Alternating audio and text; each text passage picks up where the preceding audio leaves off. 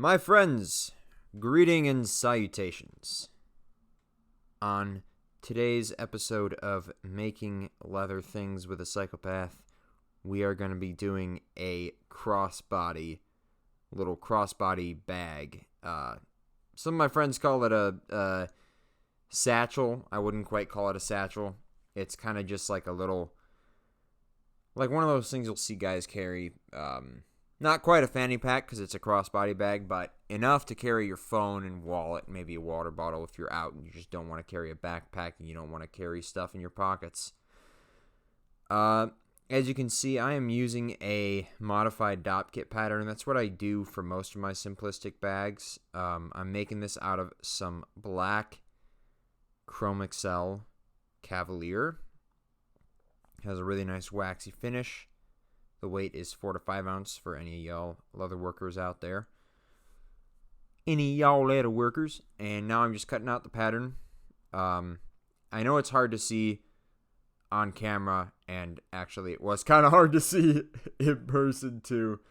I don't know why it just didn't show up right. The one sucky thing about using this leather is that you cannot really cut from the top side. The marks appear much better on the top side, but you can't really cut straight lines using a straight edge because the finish makes it where the ruler will slide around a ton. So, yeah, a lot of people would call this a box corner design. That's kind of like what it is.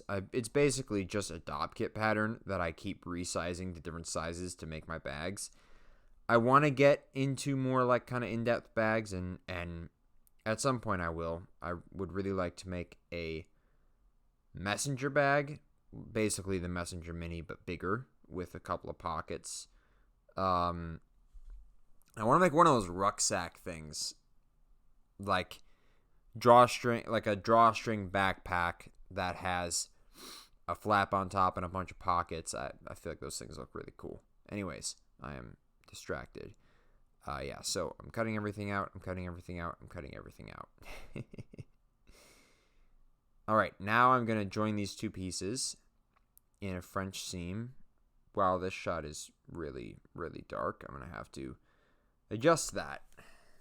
It's dark for me, but I will adjust it for all of you guys. So the reason I cut the thing out in two pieces and then just join it is because it's a lot easier to get it out of weirdly shaped pieces of leather. Whereas when you have one big piece, it's just kind of a pain in the ass to get it out of anything other than a full side, which you don't always have.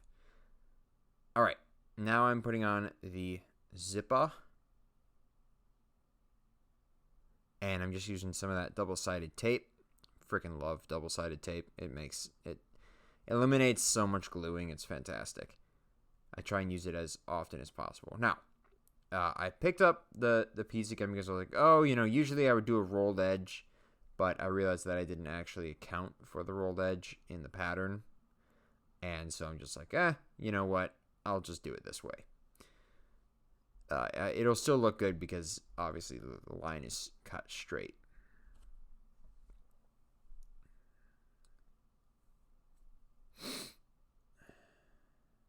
Oh, guys, while this is going, I gotta tell you, I just went to the supply store on Wednesday and I got some horsehide leather, some really, really, really nice leather. And among other things, I'll be making some wallets for my cousin, who is the vice president of a biker group for like police officers and shit like that. So it's gonna be like a hidden badge wallet. It's gonna be so cool.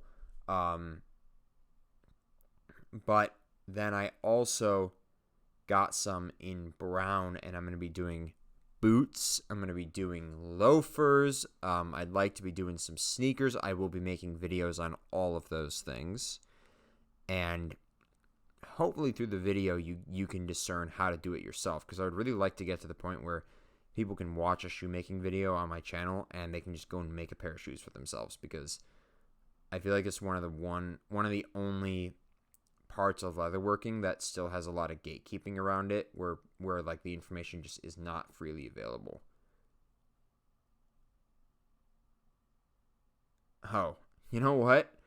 I'm pretty sure, yeah, probably should not have included this clip because I actually make a mistake here. Okay, one, I'm using white thread on a structural seam on a black bag, which is just a mistake. You never do that because the white thread will show through. And a structural seam is like a seam that holds the bag together but isn't really visible. And yeah, as you see, I stop, and then I realize that I didn't put in the billets. And the billets are the two pieces on the side of the bag that are sewn into the side seams that will hold little D-rings that will have these things are the billets. Yeah, wow, actually that was a perfect transition. Would you look at that? These things are the billets. They'll hold D-rings, and then off to the side of the quartz you can see some clips there. Those clips are going to be on the ends of some on the ends of a long adjustable nylon strap that will be the crossbody strap. And so I don't know why you'd want to use this bag as a clutch, but if you did, you would be able to do that because you can just take the strap off. But yeah, so I'm setting those, and then I'm going to redo that stitch, and I'm going to do it in black. And I'm pretty sure, I'm almost positive that that I have that shot in there, but I guess we shall see. Oh, yes, and I did a really cool artsy shot. As you can see, I removed the stitch, but it's a really cool shot because, wow, my fingers look really yellow in this shot. I don't know why. Basically, I have the phone camera thing sitting on the piece of leather, and so it's moving with it, and that's cool and artsy fartsy, and give me $1 million. Yes, all I want is $1 million. We're gonna build a wall, and we're gonna get Mexico to pay for it. It's a really bad Donald Trump impression, but you know what I'm saying. You understand the joke, eh? I'm just making a joke. Oh, speaking of Serbian accents, or just really bad Slavic accents, I learned a new term. Well, I say I learned a new term. I really love the term, the saying, such is life, and I learned how to say it in Serbian, and now that's all I'm saying now. Tako je život is how you say such is life in Serbian, and it sounds amazing, and I'm saying it all the time now. Yeah, evidently when I was doing this seam, I did not realize that the camera was shaking so much. So, I don't know, that's a little better. I love shots of the sewing machine. I did this series at one time, this series of shorts called like slow-mo leatherworking or something, or super slow-mo leatherworking or something like that. And I was so proud of the one of the sewing machine running. All right, and oh yeah, and I'm pushing the fucking camera. Is this gonna go out of? Okay, I was so proud of that, and all the other ones had gotten like, a couple thousand views, which is pretty big for my channel. And then the sewing machine one, which is the one I was actually super proud of, got like 5 views, and I was just like, what? It always seems like whatever piece of content that you're the most proud of and that you put the most effort into is always the one that doesn't do as well as the ones you kind of just turn on the camera and do it and whatever. And I don't know why I left the camera on for so long.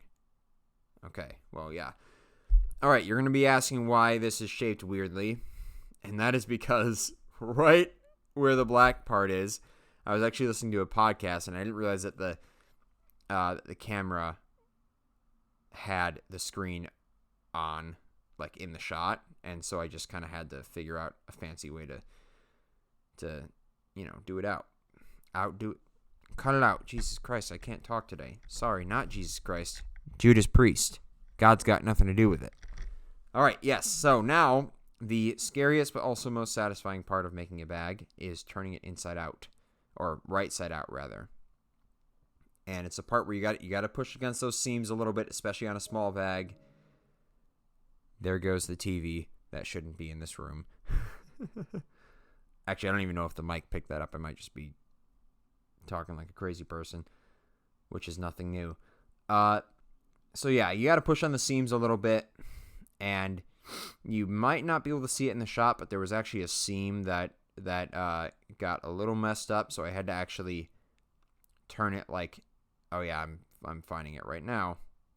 That's why I turn off the camera, and I come back, and all of a sudden I have a piece of lace in my hands because I actually went and fixed that seam real quick.